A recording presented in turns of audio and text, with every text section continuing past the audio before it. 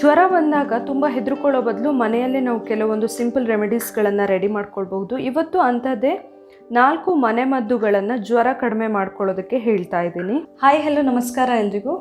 ಮನೆಮದ್ದು ಯೂಟ್ಯೂಬ್ ಚಾನಲ್ಗೆ ಎಲ್ಲರಿಗೂ ಸ್ವಾಗತ. ತುಂಬ ಜ್ವರ ಬಂದಾಗ ನಾವು ಏನು ಮಾಡ್ತೀವಿ ಹೇಳಿ, ಯೂಶ್ವಲಿ ಹಾಸ್ಪಿಟಲ್ಗೆ ಹೋಗ್ತೀವಿ ಅಲ್ವಾ. ಬಟ್ ಕೆಲವೊಮ್ಮೆ ಏನಾಗುತ್ತೆ, ಹಾಸ್ಪಿಟಲ್ಗೆ ಹೋಗೋಕ್ಕಾಗೋದಿಲ್ಲ, ತುಂಬ ಪ್ರಾಬ್ಲಮ್ ಇರುತ್ತೆ, ಅಥವಾ ನೈಟ್ ಟೈಮಲ್ಲಿ ಜ್ವರ ಬರುತ್ತೆ, ಹಾಸ್ಪಿಟಲ್ ಎಲ್ಲೂ ಅವೈಲೇಬಲ್ ಇರೋಲ್ಲ. ಆ ಥರ ಎಲ್ಲ ಇದ್ದಾಗ ನಾವು ಮನೆಯಲ್ಲೇ ಕೆಲವೊಂದು ಟಿಪ್ಸ್ಗಳನ್ನು ಫಾಲೋ ಮಾಡಬೇಕಾಗುತ್ತೆ. ಜೊತೆಯಲ್ಲಿ ಕೆಲವು ಮನೆಮದ್ದುಗಳನ್ನು ಕೂಡ ತೊಗೊಳ್ಬಹುದು. ಸೊ ಇವತ್ತು ನಾನು ಅಂಥದ್ದೇ ಕೆಲವು ಮನೆಮದ್ದುಗಳನ್ನು ಹೇಳ್ತಾ ಇದ್ದೀನಿ. 4 ಮನೆಮದ್ದುಗಳು ಜ್ವರ ಕಡಿಮೆ ಮಾಡ್ಕೊಳ್ಳೋದಕ್ಕೆ ಹೇಳ್ತಾ ಇದ್ದೀನಿ. ತುಂಬ ಸಿಂಪಲ್ ಆಗಿರೋ ಮನೆಮದ್ದುಗಳು ಯಾವುದು ಅಂತ ತಿಳ್ಕೊಬೇಕಂತ ಹೇಳಿದರೆ ಇವತ್ತಿನ ಈ ವಿಡಿಯೋನ ಪೂರ್ತಿ ನೋಡಿ. ಹಾಗೆ ನೀವು ಯಾರಾದರೂ ಇನ್ನು ನನ್ನ ಚಾನಲ್ನ ಸಬ್ಸ್ಕ್ರೈಬ್ ಮಾಡಿಲ್ಲ ಆದರೆ ಪ್ಲೀಸ್ ಸಬ್ಸ್ಕ್ರೈಬ್ ಮಾಡಿ, ಹಾಗೆ ಪಕ್ಕದಲ್ಲಿರುವ ಬೆಲ್ ಐಕಾನ್ನ ಕ್ಲಿಕ್ ಮಾಡಿ. ಜ್ವರ ಬಂದಾಗ ತುಂಬ ಹೆದರ್ಕೊಳ್ಳೋ ಬದಲು ಮನೆಯಲ್ಲೇ ನಾವು ಕೆಲವೊಂದು ಸಿಂಪಲ್ ರೆಮಿಡೀಸ್ಗಳನ್ನು ರೆಡಿ ಮಾಡ್ಕೊಳ್ಬಹುದು. ಇವತ್ತು ಅಂಥದ್ದೇ 4 ಮನೆಮದ್ದುಗಳನ್ನು ಜ್ವರ ಕಡಿಮೆ ಮಾಡ್ಕೊಳ್ಳೋದಕ್ಕೆ ಹೇಳ್ತಾ ಇದ್ದೀನಿ. ಈಗ ಬನ್ನಿ, ಮೊದಲನೇದು ಹೇಗೆ ಮಾಡೋದಂತ ನೋಡ್ಕೊಂಬರೋಣ.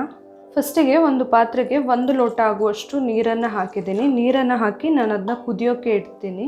ಇದಕ್ಕೆ ಒಂದು 10 ರಿಂದ 12 ತುಳಸಿ ಎಲೆಗಳನ್ನು ಹಾಕ್ತಾ ಇದ್ದೀನಿ. ಹಾಗೆ ಇದಕ್ಕೆ ಅರ್ಧ ಸ್ಪೂನ್ ಆಗುವಷ್ಟು ಒಣ ಶುಂಠಿ ಪುಡಿನ ಹಾಕ್ತಾ ಇದ್ದೀನಿ. ತುಳಸಿ ಯಾವಾಗಲೂ ನಮ್ಮ ರೋಗ ನಿರೋಧಕ ಶಕ್ತಿನ ಜಾಸ್ತಿ ಮಾಡುತ್ತೆ. ಹಾಗಾಗಿ ಜ್ವರ ಬಂದಾಗ ತುಳಸಿನ ಯೂಸ್ ಮಾಡೋದ್ರಿಂದ ರೋಗ ನಿರೋಧಕ ಶಕ್ತಿ ಜಾಸ್ತಿ ಆಗಿ, ಅಂದರೆ ಹೆಚ್ಚು ಆಗಿ ನಮ್ಮ ಜ್ವರನ ಕಂಟ್ರೋಲ್ ಮಾಡೋದಕ್ಕೆ ಇದು ನಮ್ಮ ದೇಹಕ್ಕೆ ಹೆಲ್ಪ್ ಮಾಡುತ್ತೆ. ಅದೇ ರೀತಿ ಶುಂಠಿ ಕೂಡ ಹಾಗೆ. ಶುಂಠಿಯಲ್ಲಿ ಆ್ಯಂಟಿಬ್ಯಾಕ್ಟೀರಿಯಲ್ ಗುಣ ಎಲ್ಲ ಇರೋದ್ರಿಂದ ನಮಗೆ ಜ್ವರ ಬಂದಾಗ ಅದು ಕೂಡ ರೋಗ ನಿರೋಧಕ ಶಕ್ತಿನ ಜಾಸ್ತಿ ಮಾಡೋದ್ರ ಜೊತೆಗೆ ನಮ್ಮ ದೇಹನ ಬ್ಯಾಕ್ಟೀರಿಯಾ ಅಥವಾ ವೈರಸ್ ಜೊತೆ ಎಲ್ಲ ಫೈಟ್ ಮಾಡೋದಕ್ಕೆ ರೆಡಿ ಮಾಡುತ್ತೆ. ಹಾಗಾಗಿ ಈ ಒಣ ಶುಂಠಿ ಮತ್ತು ತುಳಸಿ ಇವೆರಡೂ ಕೂಡ ಜ್ವರ ಕಡಿಮೆ ಮಾಡ್ಕೊಳ್ಳೋದಕ್ಕೆ ತುಂಬ ಹೆಲ್ಪ್ ಮಾಡುತ್ತೆ. ಅದರಿಂದ ನಾವು ಎರಡೂ ಒಟ್ಟಾಗಿ ಹಾಕಿರೋದ್ರಿಂದ ಇನ್ನೂ ಬೆನಿಫಿಟ್ ಜಾಸ್ತಿನೇ. ಇದೀಗ ಚೆನ್ನಾಗಿ ಕುದಿಬೇಕು.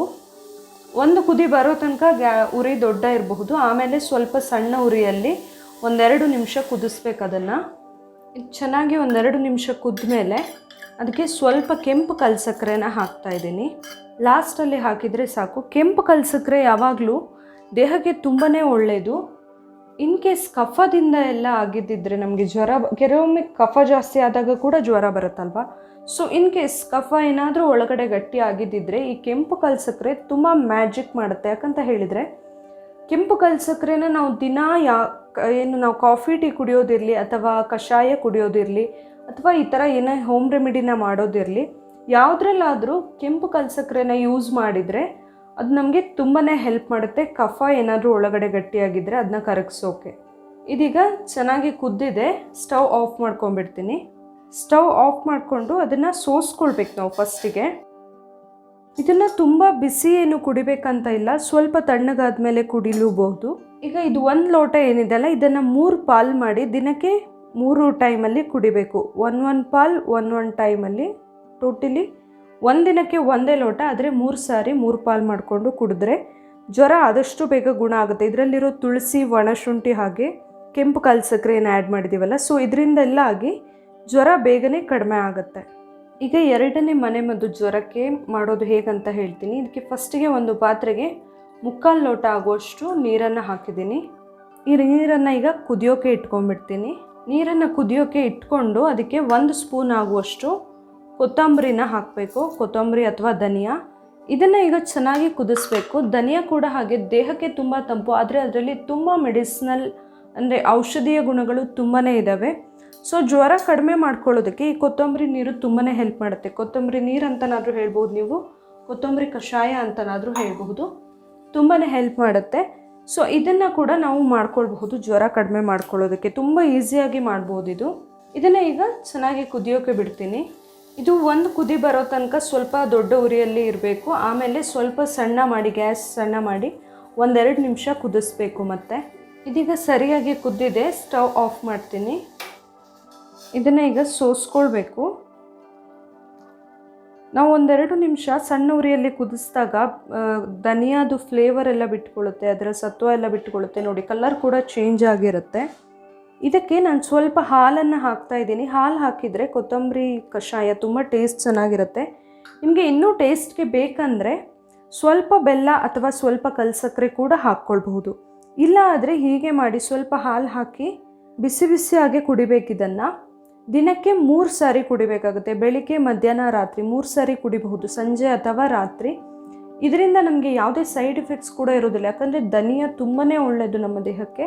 ಹಾಗಾಗಿ ನಾವು ಈ ಥರ ಏನು ಜ್ವರ ಬಂದಾಗ ಅಷ್ಟೇ ಅಲ್ಲ, ಬೇರೆ ಟೈಮಲ್ಲಿ ಕೂಡ ಕುಡಿದ್ರೆ ಏನೂ ಪ್ರಾಬ್ಲಮ್ ಇರೋದಿಲ್ಲ. ನಮ್ಮ ರೋಗ ನಿರೋಧಕ ಶಕ್ತಿ ಜಾಸ್ತಿ ಮಾಡ್ಕೊಳ್ಳೋದಕ್ಕೆ ಇದು ತುಂಬಾ ಹೆಲ್ಪ್ ಆಗುತ್ತೆ. ಈಗ ಜ್ವರಕ್ಕೆ 3ನೇ ಮನೆಮದ್ದನ್ನು ಹೇಳ್ತಾ ಇದ್ದೀನಿ. ಇದರಲ್ಲಿ ನಾನು 1 ಲೋಟ ಆಗುವಷ್ಟು ನೀರಿಗೆ ಆಲ್ರೆಡಿ ಒಂದು 10 ರಿಂದ 15 ಒಣ ದ್ರಾಕ್ಷಿನ ಹಾಕಿ ನೆನೆಸಿ ಇಟ್ಟಿದ್ದೀನಿ. ಇದನ್ನ ಫಸ್ಟಿಗೆ ನೆನೆಸಿ ಇಟ್ಕೊಳ್ಬೇಕು. ನಿಮಗೆ ಬೇಗನೆ ಬೇಕು ಅಂತ ಹೇಳಿದರೆ ಬಿಸಿ ನೀರಲ್ಲಿ ನೆನೆಸಬಹುದು. ಇಲ್ಲ ಆದರೆ ನೀವು ಹಿಂದಿನ ದಿನ ರಾತ್ರಿನೇ ನೆನೆಸ್ತೀರ, ಇಲ್ಲ ಒಂದು 2-3 ಅವರ್ಸ್ ಆದರೂ ಮಿನಿಮಮ್ ನೆನೆಬೇಕಾಗುತ್ತೆ ತಣ್ಣಗಿರೋ ನೀರಲ್ಲಿ ನೆನೆಸಿದರೆ. ಬಿಸಿ ನೀರಲ್ಲಾದರೆ ಒಂದು ಅರ್ಧ ಗಂಟೆ ಒಳಗಡೆ ಚೆನ್ನಾಗಿ ನೆನೆಯುತ್ತೆ ಅದು. ಈ ನೆಂದಿರೋ ದ್ರಾಕ್ಷಿನ ಚೆನ್ನಾಗಿ ಕಿವುಚ್ಕೊಳ್ಬೇಕು ಕೈಯಲ್ಲಿ. ಈ ಥರ ದ್ರಾಕ್ಷಿ ಕಿವುಚಿ ಮಕ್ಕಳಿಗೆ ಎಲ್ಲ ಕೂಡ ಕೊಡಬಹುದು. ಯಾರಿಗೆ ಏನಾದರೂ ಮಲಬದ್ಧತೆ ಅಥವಾ ಕಾನ್ಸ್ಟಿಪೇಷನ್ ಪ್ರಾಬ್ಲಮ್ ಯಾರಿಗಿರುತ್ತಲ್ಲ ಅವರು ಕೂಡ ಈ ಥರ ಇದನ್ನು ಕಿವುಚಿ ತಗೊಳ್ಬಹುದು. ಅದು ಕೂಡ ತುಂಬಾ ಹೆಲ್ಪ್ ಆಗುತ್ತೆ. ಆ್ಯಂಡ್ ಇನ್ನೊಂದು ಒಣ ದ್ರಾಕ್ಷಿ ಕಫಕ್ಕೆ ಕೂಡ ಒಳ್ಳೆಯದು. ಹಾಗಾಗಿ ನಾವು ಒಣ ದ್ರಾಕ್ಷಿನ ಇಲ್ಲಿ ಜ್ವರಕ್ಕೆ ಹೋಮ್ ರೆಮಿಡಿಯಾಗಿ ಯೂಸ್ ಮಾಡ್ತಾ ಇರೋದ್ರಿಂದ ಜ್ವರದ ಜೊತೆ ಯಾರಿಗೇನಾದರೂ ಕಾನ್ಸ್ಟಿಪೇಷನ್, ಕಫದ್ದು ಪ್ರಾಬ್ಲಮ್ ಏನೇ ಇರಲಿ ಎಲ್ಲದೂ ಕೂಡ ಕಡಿಮೆ ಆಗುತ್ತೆ. ಆ್ಯಂಡ್ ಇನ್ನೊಂದು ಇಂಪಾರ್ಟೆಂಟಾಗಿ ಹೇಳೋದಂತ ಹೇಳಿದರೆ ಹಿಮೋಗ್ಲೋಬಿನ್ ಜಾಸ್ತಿ ಆಗೋದಕ್ಕೆ ಅಥವಾ ನಮ್ಮ ದೇಹದಲ್ಲಿ ರಕ್ತ ಜಾಸ್ತಿ ಆಗೋದಕ್ಕೆ ಕೂಡ ಇದು ಹೆಲ್ಪ್ ಮಾಡುತ್ತೆ. ಹಾಗಾಗಿ ನಮ್ಮ ರಕ್ತ ಜಾಸ್ತಿ ಆದಾಗ ಅಥವಾ ಹಿಮೋಗ್ಲೋಬಿನ್ ಎಲ್ಲ ದೇಹದಲ್ಲಿ ಜಾಸ್ತಿ ಇದ್ದಾಗ ಏನಾಗುತ್ತೆ, ನಮ್ಮ ರೋಗ ನಿರೋಧಕ ಶಕ್ತಿ ಹಾಗೆ ಜಾಸ್ತಿ ಆಗ್ತಾ ಹೋಗುತ್ತೆ. ಇದರಿಂದಾಗಿ ಜ್ವರದ ಜೊತೆ ಫೈಟ್ ಮಾಡೋದಕ್ಕೆ ಅಥವಾ ಜ್ವರ ಬೇಗ ಕಡಿಮೆ ಆಗೋದಕ್ಕೆ ಇದು ಹೆಲ್ಪ್ ಮಾಡುತ್ತೆ. ಇದನ್ನು ಆದಷ್ಟು ಕಿವುಚ್ಕೊಳ್ಬೇಕು. ಇನ್ ಕೇಸ್ ಯಾರಿಗಾದರೂ ಅದು ಕಸ ಸಿಗುತ್ತೆ, ಇಷ್ಟ ಆಗಲ್ಲ ಅಂತಿದ್ರೆ ಅವರು ಸರಿಯಾಗಿ ಕಿವುಚಿ ಅದನ್ನ ಹಿಂಡಿ ರಸ ತೆಕ್ಕೊಳ್ಬಹುದು. ಇಲ್ಲ ಆದರೆ ಕಿವುಚಿ ಹಾಗೆ ಅದನ್ನ ವಾಪಸ್ ಅದೇ ನೀರಿಗೆ ಹಾಕ್ಕೊಳ್ಬಹುದು. ಆ ದ್ರಾಕ್ಷಿ ಕಿವುಚಿದ ನೀರಿಗೆ ಒಂದು ಅರ್ಧ ಲಿಂಬೆಹಣ್ಣಿನ ರಸವನ್ನು ಹಾಕಬೇಕು. ಇದನ್ನ ಚೆನ್ನಾಗಿ ಮಿಕ್ಸ್ ಮಾಡಿ ಕುಡಿಬೇಕು. ಈಗೇನು 1 ಗ್ಲಾಸ್ ರೆಡಿ ಮಾಡಿದ್ದೀವಿ ಅಲ್ವಾ, ಅದನ್ನು ಅರ್ಧ ಥರ 2 ಸಾರಿ ಕುಡಿಬಹುದು ದಿನಕ್ಕೆ. ಇದೇನು ಜ್ವರ ಬಂದಾಗಲೇ ಅಂತ ಇಲ್ಲ, ಬೇರೆ ಟೈಮಿಗೆ ಕುಡಿದ್ರೆ ಕೂಡ ರೋಗ ನಿರೋಧಕ ಶಕ್ತಿ ಜಾಸ್ತಿ ಆಗುತ್ತೆ. ಆದರೆ ಜ್ವರ ಬಂದಾಗ ಈ ಥರ ಮಾಡಿ ಕುಡಿಯೋದ್ರಿಂದ ಜ್ವರ ಆದಷ್ಟು ಬೇಗನೆ ಕಡಿಮೆ ಆಗುತ್ತೆ. ಜ್ವರ ಕಡಿಮೆ ಮಾಡ್ಕೊಳ್ಳೋದಕ್ಕೆ ಈಗ 4ನೇ ಮನೆಮದ್ದನ್ನು ಹೇಳ್ತಾ ಇದ್ದೀನಿ. ಇದಕ್ಕೆ ತುಂಬ ಸಿಂಪಲ್ ಆಗಿ ನಮಗೆ ಬೇಕಾಗಿರುವಂಥದ್ದು ತುಳಸಿ ಮತ್ತು ಕಾಳುಮೆಣಸು. ಒಂದು 3 ಕುಡಿ ತುಳಸಿ, ಹಾಗೆ 6 ಕಾಳುಮೆಣಸು. ತುಳಸಿ ಕುಡಿ ಸಿಕ್ಕಿಲ್ಲ ಆದರೆ ಒಂದು 5-6 ಎಲೆ ಆದರೂ ತಗೊಳ್ಬಹುದು ನೀವು. ಇದು ತಗೊಂಡಿರುವಂತಹ ತುಳಸಿ ಮತ್ತು ಕಾಳುಮೆಣಸನ್ನು ಚೆನ್ನಾಗಿ ಜಜ್ಜಬೇಕು. ಎರಡನ್ನೂ ಒಟ್ಟಿಗೆ ಜಜ್ಜಿ ಅದನ್ನು ಚೆನ್ನಾಗಿ ಅಗ್ದು ನುಂಗಬೇಕು. ನಿಧಾನವಾಗಿ ಅಗ್ದು ಅದರ ರಸ ನುಂಗ್ತಾ ಇದ್ದಂಗೆ ಅದು ತುಂಬಾ ಹೆಲ್ಪ್ ಆಗುತ್ತೆ ನಮಗೆ ಜ್ವರ ಕಡಿಮೆ ಮಾಡ್ಕೊಳ್ಳೋದಕ್ಕೆ. ಇದನ್ನು ದಿನಕ್ಕೆ 2 ಸಾರಿ ಈ ಥರ ಮಾಡ್ತಾ ಇದ್ದರೆ ಜ್ವರ ಆದಷ್ಟು ಬೇಗನೆ ಕಡಿಮೆ ಆಗುತ್ತೆ. ನೋಡಿದ್ರಲ್ಲ, ಜ್ವರ ಕಡಿಮೆ ಮಾಡ್ಕೊಳ್ಳೋದಕ್ಕೆ ತುಂಬ ಈಸಿ ಆಗಿರೋ ಮನೆಮದ್ದುಗಳು. ಈ ಹೋಮ್ ರೆಮಿಡಿಗಳನ್ನು ನಾವು ಅಟ್ಲೀಸ್ಟ್ ಯಾವುದಾದ್ರೂ ಒಂದಾದರೂ ಫಾಲೋ ಮಾಡಿದರೆ ನಮಗೆ ಬೇಗ ರಿಸಲ್ಟ್ ಸಿಗ್ಬೋದು. ಜ್ವರ ಕಡಿಮೆ ಆಗೋದ್ರ ಜೊತೆಗೆ ನಮ್ಮ ರೋಗ ನಿರೋಧಕ ಶಕ್ತಿ ಕೂಡ ಜಾಸ್ತಿ ಆಗುತ್ತೆ. ಹಾಗೆ ಬೇರೆ ಬೇರೆ ಪ್ರಾಬ್ಲಮ್ಸ್ಗಳು ಕೂಡ ಸಾಲ್ವ್ ಆಗುತ್ತೆ. ಇವತ್ತು ನಾನಿಲ್ಲಿ ಹೇಳಿರುವಂತಹ ಮನೆ ಔಷಧಗಳು ನಿಮಗೆ ಇಷ್ಟ ಆಗಿದ್ದರೆ ಪ್ಲೀಸ್ ನನ್ನ ಮನೆಮದ್ದು ಯೂಟ್ಯೂಬ್ ಚಾನಲ್ನ ಸಬ್ಸ್ಕ್ರೈಬ್ ಮಾಡಿ, ಹಾಗೆ ಈ ವಿಡಿಯೋನ ಲೈಕ್ ಮಾಡಿ, ಹಾಗೆ ಶೇರ್ ಮಾಡಿ. ಹೀಗೆ ನನ್ನ ಎಲ್ಲ ವಿಡಿಯೋಗಳನ್ನು ನೋಡಿ ಸಪೋರ್ಟ್ ಮಾಡ್ತಾ ಇರಿ. Thank you.